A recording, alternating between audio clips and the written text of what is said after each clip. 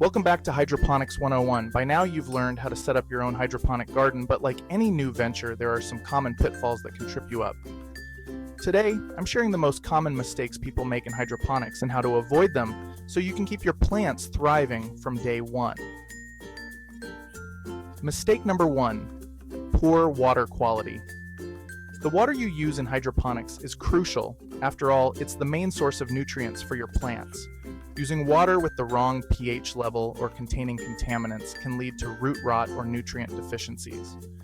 Always start with clean filtered water and check the pH regularly to keep it in the ideal range of 5.5 to 6.5. Mistake number 2, overfeeding your plants.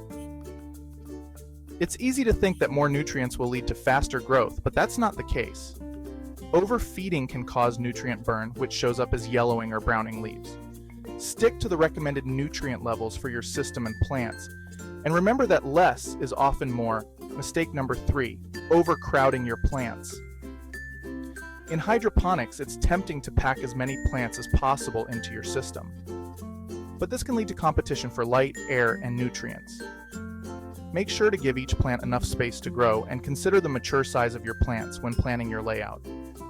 Mistake number 4, inconsistent lighting. Plants need consistent light to grow, and in a hydroponic system, it's up to you to provide it. Whether you're using natural sunlight or grow lights, make sure your plants get the right amount of light each day. I recommend using a timer to ensure your plants have a regular light cycle, usually 12 to 16 hours of light per day. By avoiding these common mistakes, you'll set yourself up for success and enjoy a bountiful harvest from your hydroponic garden. Remember, it's all about paying attention to the details and making small adjustments as you go. If you're looking for more tips or need help troubleshooting, check out the links in my bio for more resources.